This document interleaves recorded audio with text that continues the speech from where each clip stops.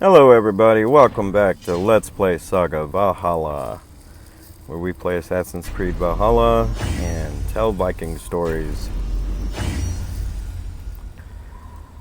I'm going to go through a little bit of equipment upgrade. I finally got some materials to do it. And I haven't really got to do this much so far, so I could use more arrows and better armor and better weapons, because some of this is getting a little tough. So not straight up tough, but it's getting there.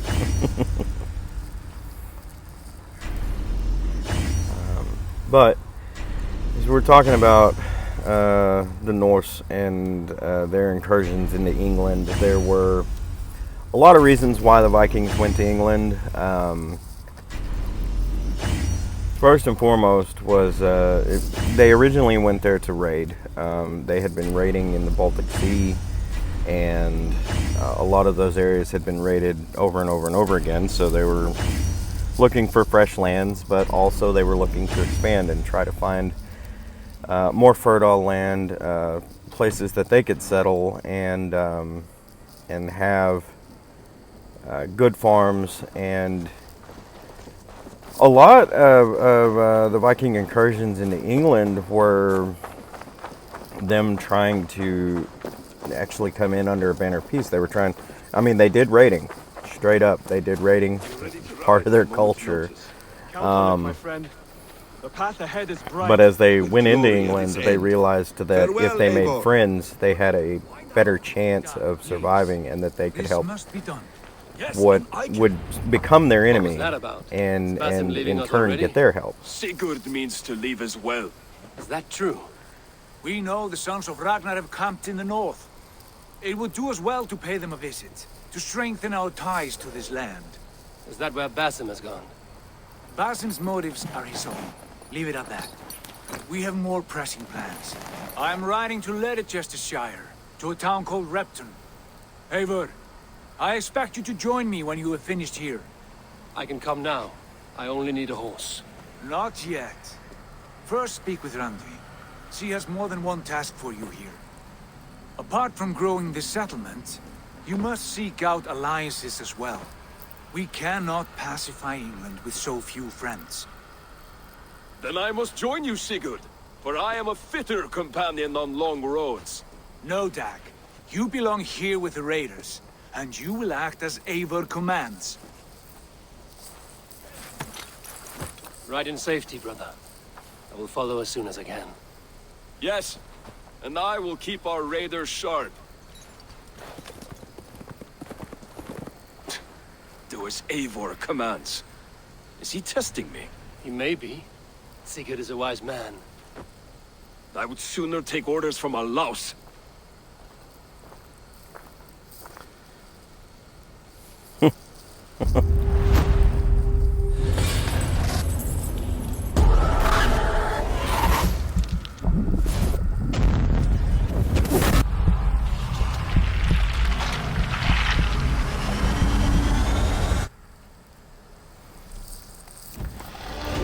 In either case, just about everything that the Norse people did was about survival.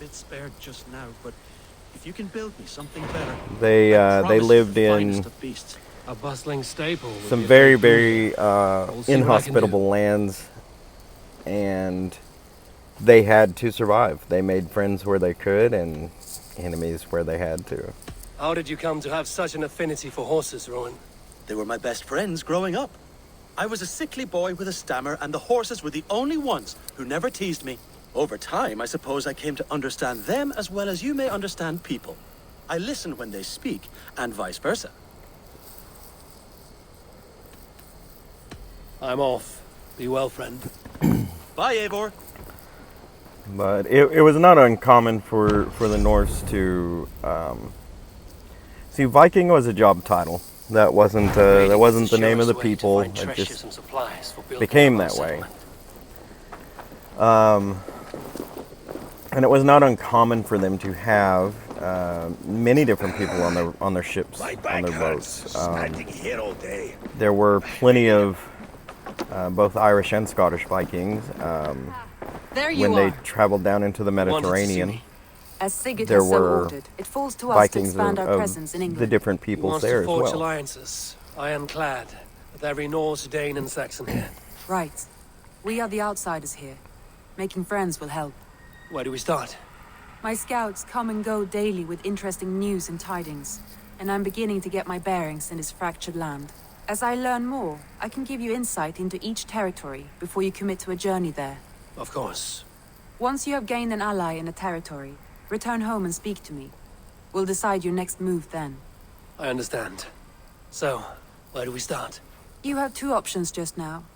Join Sigurd in Leicestershire to the north and meet with the sons of Ragnar Lothbrok, or head south to Grantebridgeshire to meet an army of Danes led by one Guthrum Jarl and his second, Soma. I should add, our young friend Hytham has been conferring with his own contacts in the cities. His research could be useful in winning us alliances throughout the cities of England. Speak with him and see what he needs. I want to see the alliance map.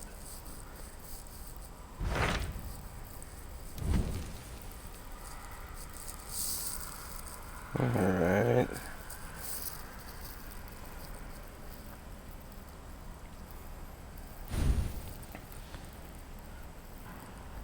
I love that it gives me the option to go where he told me not to go until I did this other stuff first. But, you know, that's fun. I think have I'll go changed my talk to mind. that other guy, though. She said to talk to this other guy and see what he needs, and then I'll come back to the map. I should go.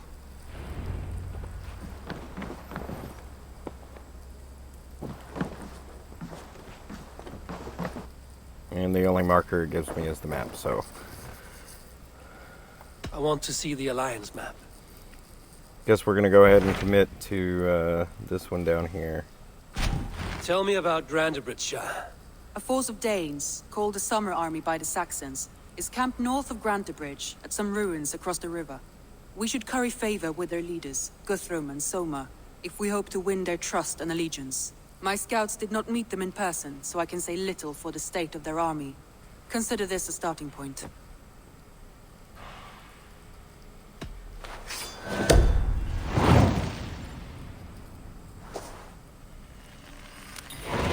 I will leave right away. Good. And may the blessings of Freya follow. But back to what I was saying, though, that the just about everything the Norse people did was for survival, and they lived in some very harsh, inhospitable territories. It was a very hard life there, and to give you an idea, the Norse, when a baby was born, they were not considered to even be alive for the first 9 days of their life. And that is because 9 out of 10 children would die before they reached their 9th day of life. It was a very, very harsh environment, and they did everything they could just to stay alive. So the Vikings did not celebrate birthdays because it was not an accomplishment to be born. They did, however, celebrate Name Day. And Name Day would have taken place on your 9th day of life. And that was an accomplishment. If you lived 9 days, you had accomplished something. You had beaten the odds, and you would most likely live at least until you were 5 years old. Just to put that in perspective. So on your 9th day, you were then thought to be alive, and then you would be given a name. And then they would celebrate your name day from that day forward. Every 5 years after that, 50% of the population didn't make it. So you're talking about a people whose sole purpose in the world was survival. And it was very hard for these people. I mean, we're talking about a people who, by the age of 9 to 10, they had been in their first battle. You know, if they made it past 5. Viking children were men when they were still children. Viking children were women when they were still children. They had been in their first battle by the age of 9 or 10. They knew how to use weapons. Absolutely knew how to use weapons.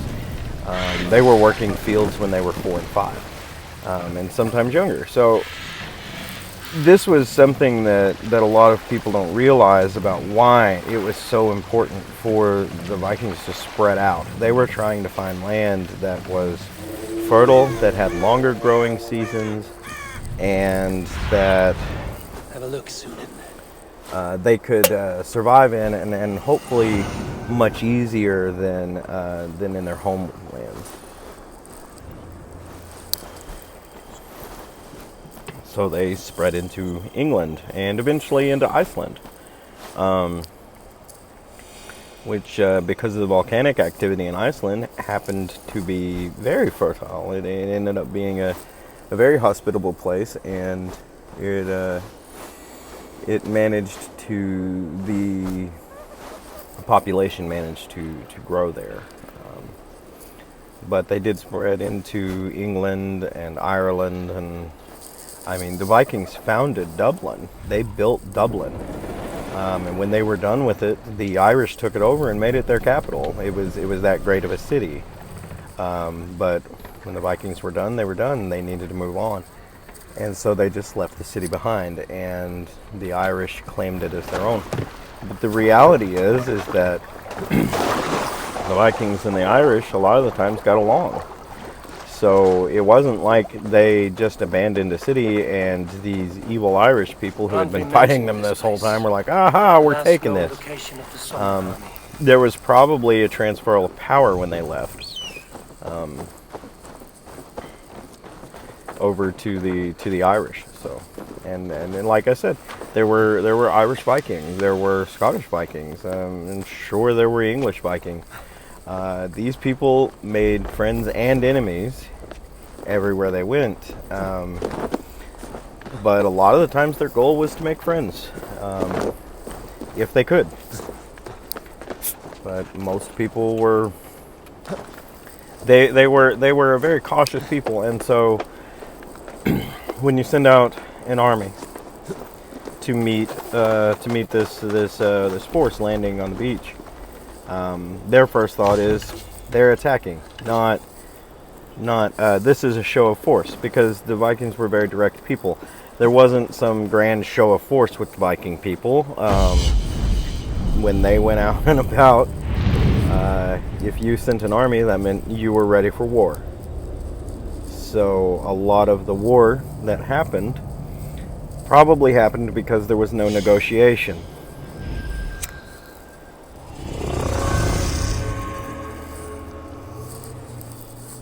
But they were a very wily bunch, and when these British kings would present their army as a show of force, which was basically like, hey, if you invade us, this is what you get, the Vikings would attack. And it's like, and then later, after attacking, after the fights and stuff, the Vikings would, because they didn't hold on to things a lot of the times, man. They were just like, you know what, hey, we had a fight, let's be friends. But the English, they couldn't be friends. They wouldn't be friends. They had the church telling them always, you cannot be friends with the pagans. You cannot be friends with the pagans. You cannot make peace with the pagans. You need to kill them. You need to get rid of them. And England listened to the church. And when you've got someone in your head that you listen to all the time telling you no, it just turns out poorly for everyone. So it's a sad reality, but a reality nonetheless.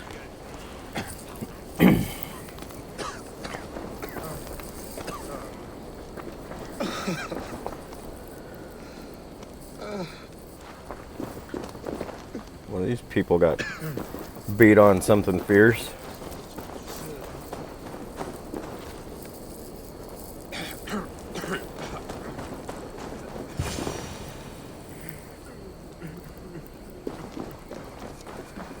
Here we go.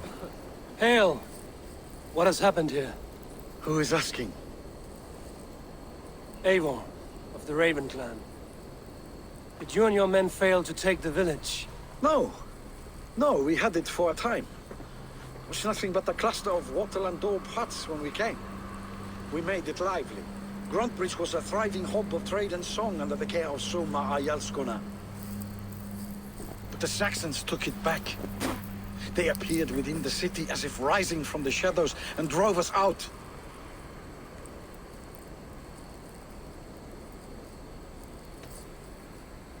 They just appeared in the city.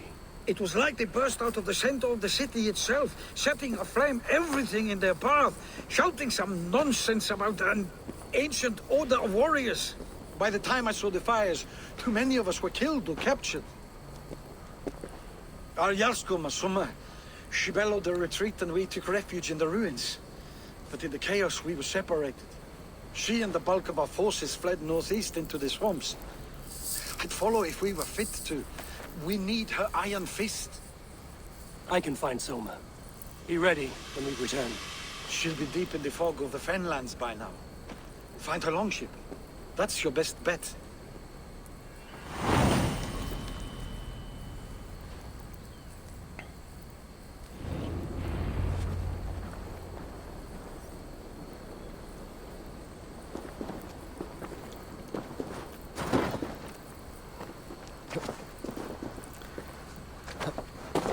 I gotta remember how to climb down things. I've said this before in plenty of other shows, but I play a lot of games, and jumping back and forth between them, I tend to get my controls mixed up. And I'm sure you saw me jump off the tower earlier. That was fun. That was not the plan.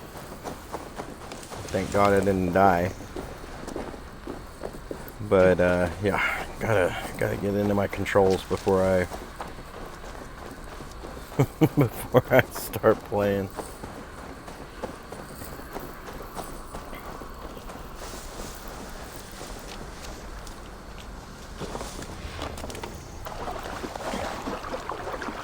In either case, we're gonna travel up the river and see if we can find this lady.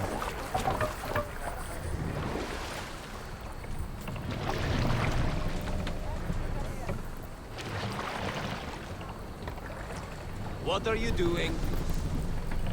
Oh, rubbing the boat on the bottom of the shore, or on the bottom of the river, I'm sure. They always ask me that, like they didn't row into there, you know? Like, come on, guys.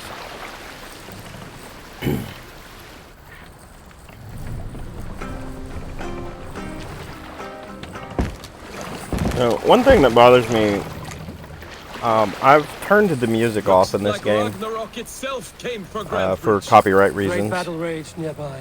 Hold course. And Lies within the fog. when I'm on the ship, there's still a guy who wants to play some music, and I have to turn it off every time. Because I do not know if the music on that boat will get me a copyright strike or not. That's annoying.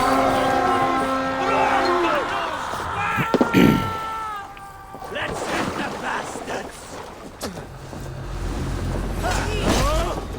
No one God will There. Beach dungeon. Bane markings.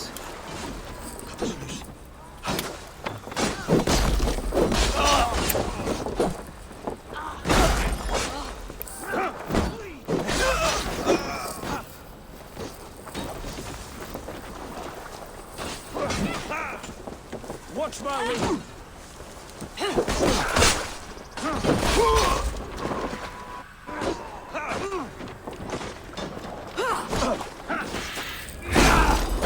Now, one thing I will say throughout this fight, it kind of goes back to last week's episode when we talked about the historians and all of that. Oh, I hate the pikemen. I hate them. But one thing I will say is that if you guys ever have questions, because I'm gonna stop citing a lot of my research because I just don't trust the historians anymore, and That's awful, but I have done years and years and years of research on the Norse people, their way of life, and of course I've read the sagas and whatnot. I am a Norse pagan, and so I have done a lot of reading on it for religious purposes. But aside from that, I love the history. I absolutely love the history, and I study a lot of history. If you've watched Let's Play Red Dead, then you know that I've studied a lot of history in that regard as well. But I like to study a lot of history, and in a lot of cases I can cite my references and my resources and stuff. I just, like I need to look them up, so I've got specific dates and things like that, or even just plain the reference itself. I got to look and be like, okay, yeah, that came from here, because I do study so much history. And with unreliable sources that used to be reliable sources, one of the sources from last week, talking about Ragnar, was Oxford University. And a few short years ago, they had tons of information about Ragnar Lothbrok, and talking about how, this, and this. And they had no question in their mind a few years ago that he was a real person, but now they do. Like, Oxford University is a respectable university, and I've always had a deep respect for that. What their game is right now, I don't know, but like that is troubling to me, and so I will cite my sources if I can find them. If you guys have questions about my research and whatnot, I may just have to tell you. It's like, well, this used to be the case, but apparently it no longer is. And the problem with a lot of history is that we have bits and pieces from here and there that we have to place together and put together to make a whole story. It's like hearing about a fight from 5 different people, 5 different people's perspective, and it's that story is going to have similarities, but all of them are going to be a little bit different. And if you put all of those stories together, you'll probably get a bigger picture of the fight. And unfortunately, history is very much the same way. So I'll do my best, and we'll just go from there. But I will see you all next week, and hopefully you enjoy the show.